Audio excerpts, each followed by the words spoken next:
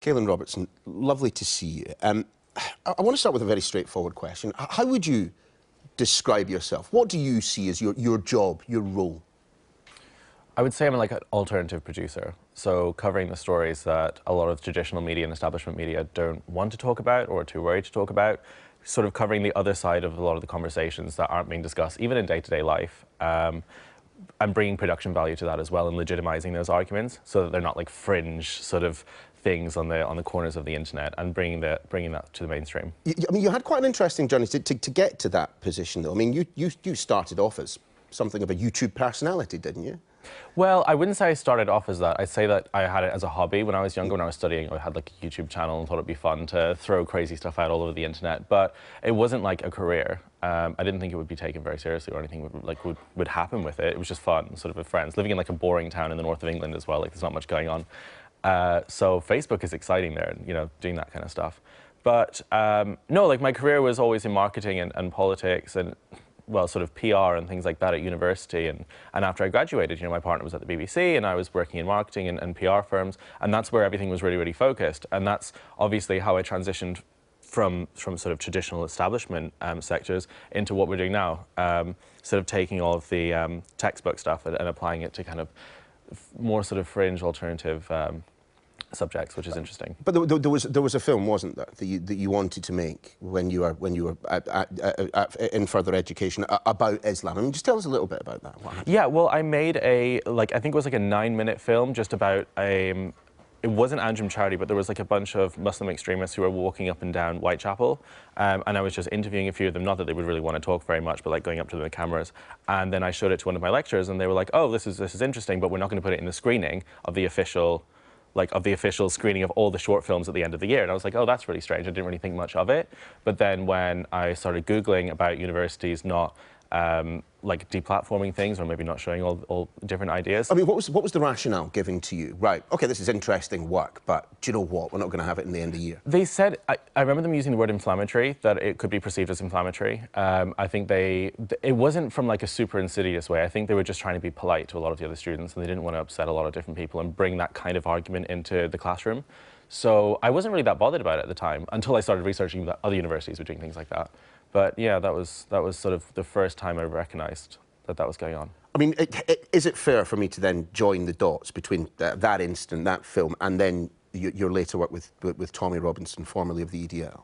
Yeah, well, this is why I say that the left created Tommy. Like, the left created this situation as well. Like, if you would only show something, maybe we have some difficult conversations and actually not silence freedom of speech or not silence content, then people might not start questioning this too much. People might not start dedicating their lives to it or getting involved in activism to try and fight it. Like, that wouldn't be the case, because there wouldn't be a silence around it. There wouldn't be these issues. So, yeah, that was definitely like a major part in the transition to at least.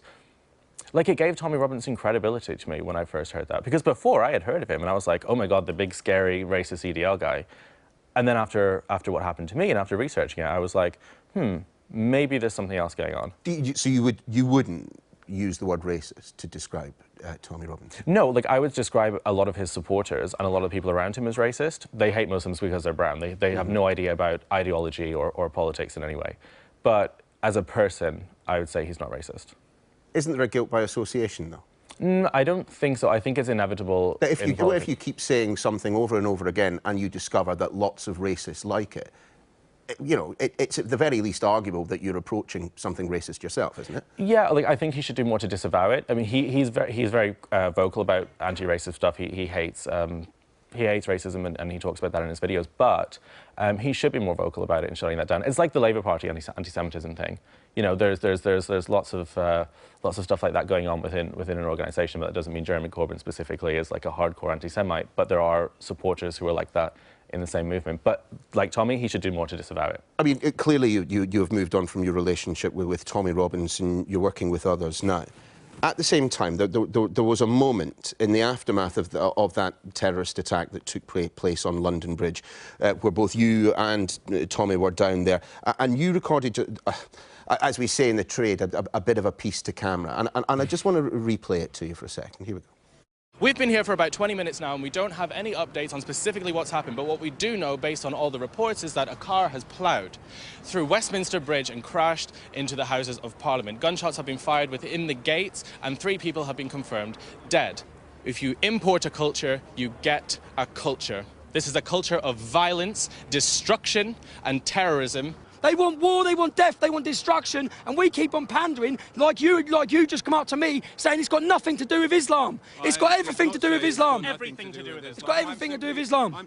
The blood is on the hands of people like you and the left who have allowed these people to come into our country and caused chaos. I mean, I'm being slightly unfair to describe the way that you were looking when we were playing that clip. But I mean, you were cringing when you watched that. So cringe. What do you find cringeworthy about it specifically? It's just not correct. Like, it's what we were talking about isn't correct. We're basically throwing a huge group of people into the same basket and saying that they're at war with us when it's a tiny, tiny, tiny number, and we didn't specify that. And I mean, it's just losing control. It's not helping. It's not adding anything to your argument. I think it's just inflaming tensions, and it's just a bit embarrassing watching it. But I mean, you're giggling there. But the sentiment contained from both yourself and from Tommy Robinson was that Islam led to events on London Bridge. Sure. I mean, what's your view of that now? I think there are parts of Islam that are still super violent, like lots of literature. It's worrying that so many people follow that, but it's not. I mean, it would be silly to say that every single person who reads the Quran, every single Muslim, is a anti-infidel extremist. Like the numbers just don't add up. Otherwise, the world would be brought to chaos with 1.2 billion Muslims or however many people are around the world. It's easy to say things like that, like the things I said on that show, on the internet, because there aren't really any real-life repercussions to me. And it gets a lot of views. That video got more views than pretty much like Sky News and BBC combined on the internet. Like, it was huge, it was viral, and a lot of people felt that. Yeah, but it was wrong. Yeah, but well, that doesn't mean that it didn't go viral. Like, it still happened. People. No, it doesn't. But it means it probably shouldn't have been made in the first place. Yeah, definitely. Like that. Like, I regret making it, and loads of videos like that. But I understand what I was thinking at the time, and I think a lot of people who are making videos like that do it because it gets rewarded online. Like loads and loads of people watched it. They followed it. It boosted our profiles. That's what it does. So I mean, you're obviously a young man, and clearly people's political opinions, people's economic outlook, all the rest of it, that all changes over time. But how far away are you, would you say, genuinely, from the young man in that video? Massive. Like I actually can't watch that video or anything else like it. In terms of the arguments personally, completely disagree with that now, completely changed as a person. And then publicly, like just trying to get sort of views or trying to grow your profile without any sort of strategy or for no reason is completely unhelpful as well, especially if it's at the expense of like an increase in hate crimes in your country because you've inflamed tensions. Like, it's not helpful. So in every single way, I would have moved on from that.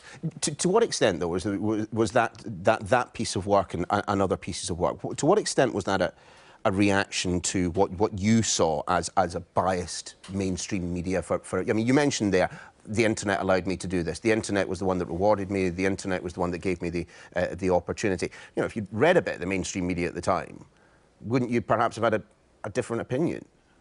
Well, like, I do think there's a bias in a lot of the traditional and establishment media. They are really reluctant to talk about certain issues, and that led to me going to fringe alternative media, and a lot of people going to fringe alternative media to find their news sources and taking it really seriously. And a lot of the time, there's more fake news on the right than there is on the left, and that can bring you down a rabbit hole, which makes everything much, much worse.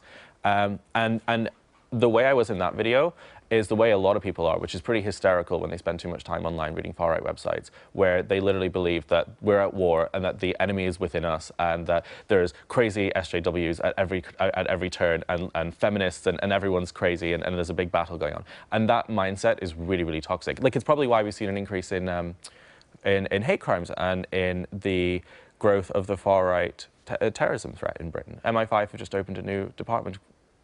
And I would say that the work I did might have even contributed to that being opened. So the work, which you'd probably concede would have incited hatred, would have incited anger at the very least in some people on the basis of a false premise.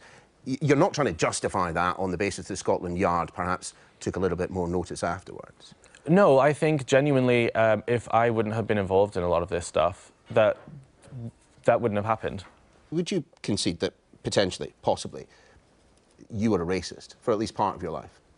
The racialization of Islam is something I used to pass off quite a lot, but it does actually make sense. And I think I could have been described as that probably for a while after spending time on these sites. It happens so quickly, and you do start to demonize people, and you do start to see things as black and white too much, and yeah, like a lot of people in this movement fall into that. And what's the reason for that? Peer pressure?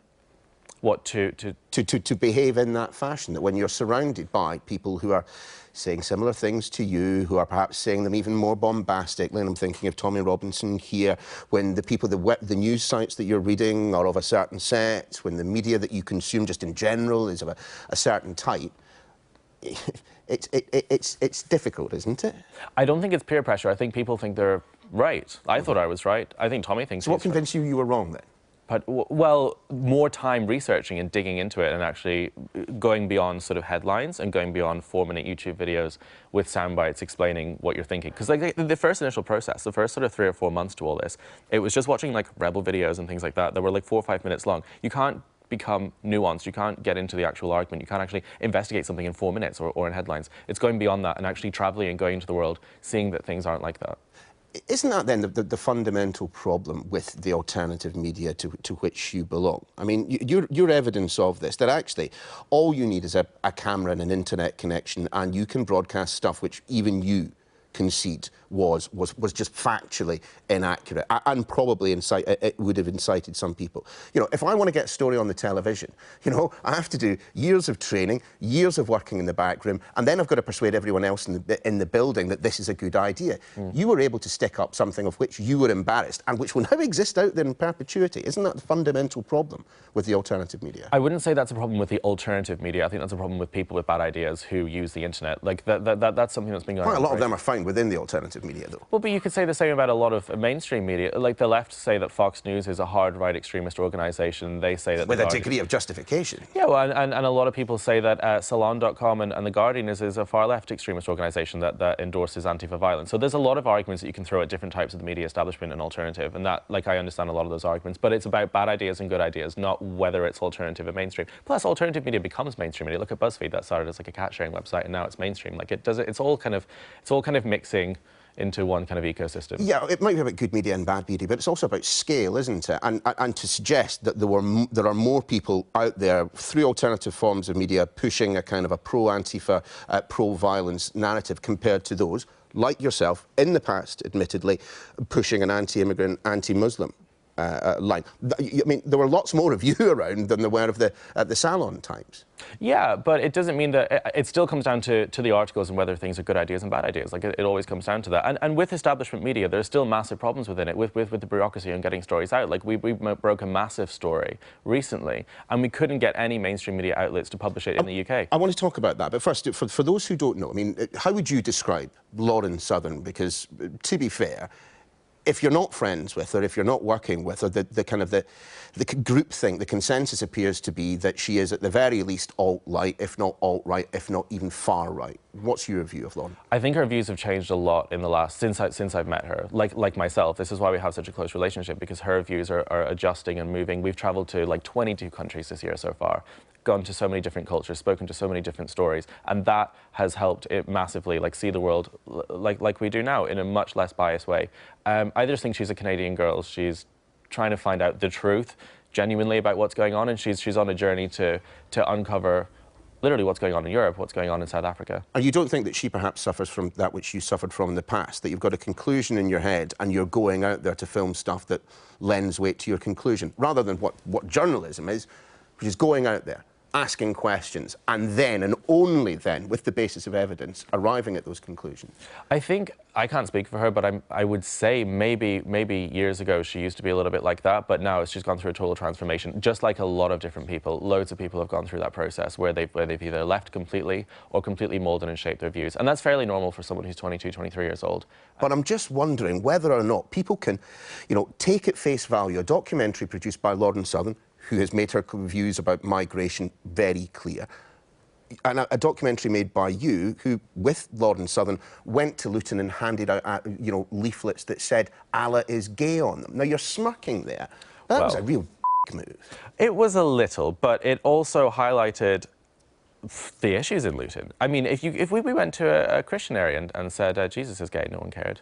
We were talking about censorship, and we were talking about blasphemy laws. If you're going to make a point, isn't that quite an infantile way in which to do it? It worked, though. You're talking about it on television. It worked. Otherwise, it wouldn't. Otherwise, no one would be hearing about it. No one would be having that conversation. Sometimes you have to do something a little extreme, a little bit out there, so that people can at least open a dialogue and talk about it. And it worked.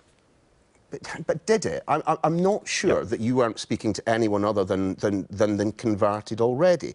But my point again is a simple one. It is not enough for people who have had, as you say, gone viral, millions of hits on their videos, yourself and Lauren included. It is not sufficient to turn around and say, do you know what? I was wrong back then, that I'm right now.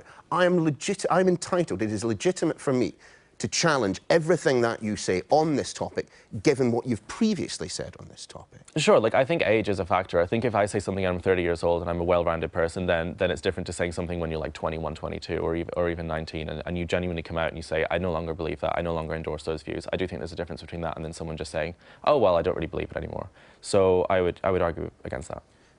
Does Islam, do Muslims actually pose an existential threat to Europe, in your view? I think, no, of course not. The movement of people globally en masse causes an existential threat to nationalism, patriotism, and sort of homogeny in a lot of societies, whether it's people from Afghanistan to Syria, or people from Syria to the UK, or people from the UK. It will always happen, because cultures that haven't been living together for tens of thousands of years, immediately crossing over is going to cause social tensions. I mean, so what do we do?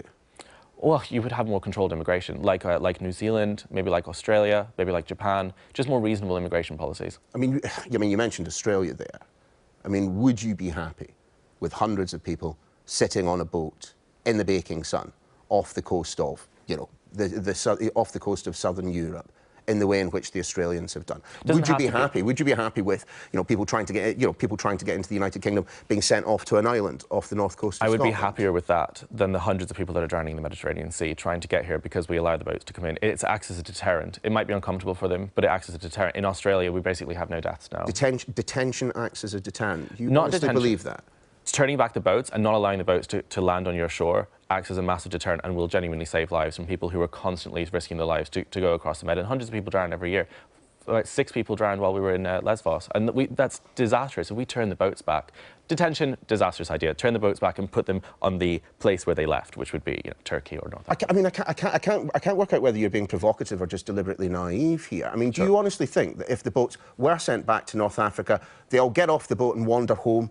Just say, do you know what? You got us, guys. Fair enough. We've tried once. We're going to head home. Well, they can be handed into the police. Regardless, if they are not allowed to harbour the boats on shore, then it will act as a deterrent, because otherwise hundreds of people are going to be drowning, because we're basically incentivizing people. The fact that hundreds of people have been dying hasn't acted as a deterrent.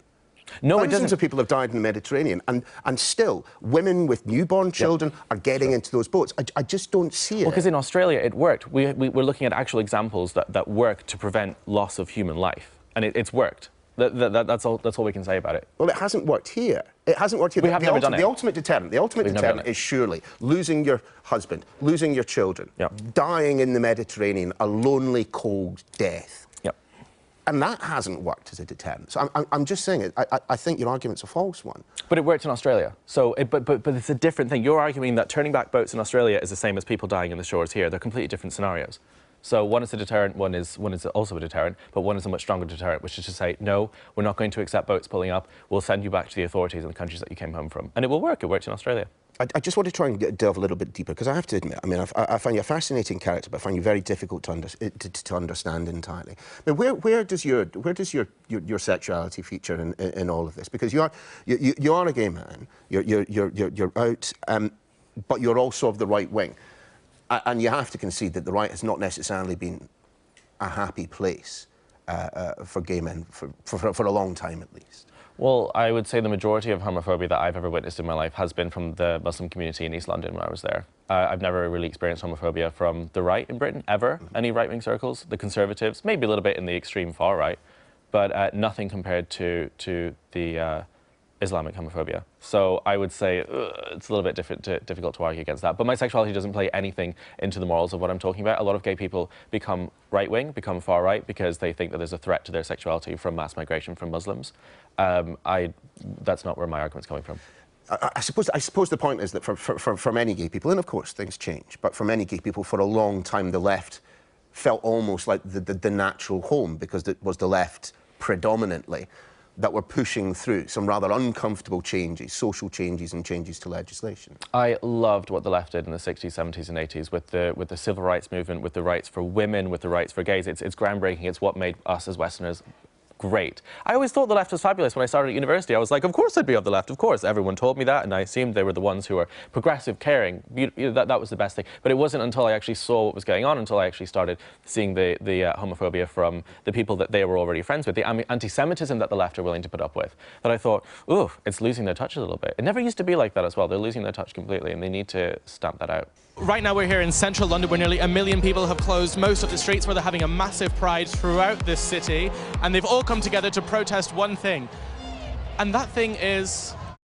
So we have just got back from what I can only describe as the city of Babylon, where 1 million people came together to just be degenerates, to completely destroy the city and make a total mess of the place, to protest nothing. That's what I think about it, and I think the whole thing is just a complete disaster. I don't see a point in it. What do you think? Well, I think it's funny that you're a gay man and I seem to be more pro-gay than you. See, I've always enjoyed Pride when I've gone along to it. But so what is it that you see as wrong? Not just with Pride, but I think there was a nod towards a concern about gay culture more generally as well in the UK. Well, I just think it's a massive waste of police resources, and it annoys a lot of people. I think it creates homophobia to behave like that in front of children, to behave like that in the middle of the street, to behave like what? Like dry humping in the street, taking off all your clothes, being pretty much naked, like being super debaucherous in the middle of the street. Like, it's You've never been in Newcastle at chucking out time, have you? Well, that's chucking out time. That's after children. That's after night time. That's after the watershed. This is in the middle of the day. It's not great. It doesn't go off a great image, and they're not really fighting for anything. This is what's so annoying about the gay community. They become so relaxed. They become engrossed in this victimhood as well. You know, the left-wing establishment, the media have told them that they're these massive victims, and they believe it for nothing. Though, I mean, they have all the rights they need. I don't really quite understand what's going on there. I think a lot of gay people are sort of waking up to that as well. You don't think that there are still advances that the gay community here in the United Kingdom, before we even move outside our borders, but there are still changes that need to happen? There are zero changes that the gay rights community needs in this country. Zero. Actually, less, because they have privileges. They have the additional hate crime laws, which straight people don't get. They have privileges in terms of crime. Like, if you get attacked in the street, at random, or someone glasses you and you're a straight white guy and you call the police, they'll say, okay, this is not, this is bad, they'll maybe come in half an hour and they'll deal with it. If you say it was a hate crime, if you happen to be gay, there'll probably be 5 police cars coming up, they'll investigate it until they're blue in the face, they'll keep going. That creates a resentment as well within the straight community against gays, which is very, very bad. And also, it's just undeserved privileges. So I would say less. You are clearly an intelligent, articulate, sensitive, young gay man with something to say. And then you say it, and I find myself kind of having to bite my tongue. You had a genuinely good news story about migrant organisations and the way in which they work, which, you listen to Lauren Southern, she uses as an argument against all migration. You say you were a racist, but, I look at what you're saying to me now, and I'm not sure that there is a country mile between that angry young man down on London Bridge and the man sitting in front of me, that I see a radicalised, angry young man sitting on the sofa here. The proof is always in the pudding with this stuff. Like, I haven't done anything like that in literally a year. The stuff that we're doing now is inarguable. It's investigative journaling into criminal activities. That's it. It's not screaming at Muslims. It's not demonizing people. It's not being racist. It's none of those things. And that's not a strategy. That's genuinely the process that I went through when I traveled the world and realized that things were completely out of hand, that I was believing in a basement or wherever I was living at the time. Like, that's literally what was happening. And the proof is in the content that we're making. Like, that's not something we can argue with. But simply put, if you could close Europe's borders, you would? I think The fact you have to think about that. No, I'm trying to think of the right sort of way to put it. I wouldn't close the borders, but I would say we need more regulated, controlled immigration. So the best and the brightest from all of the countries in the world. From, you know, if someone wants to come from Pakistan and they want to work for the NHS and they want to add to the UK, absolutely come. That would be amazing. That's something that would add great value to our country. One of the things that has made Britain great is the fact that we are a multicultural society, but not the fact that we're a massively multicultural society where Britons are a minority, and that's not something we want to happen. But multiculturalism isn't bad in moderation. Do you disagree with my characterisation of you as a young, radicalised man? I absolutely disagree with that, but I understand why you'd say that. That makes sense. And I'm sure we'll see each other again in a year and you'll think differently, given all the good stuff that's coming out. Caolan Robertson, lovely to see you again. Thanks for joining us. Thanks.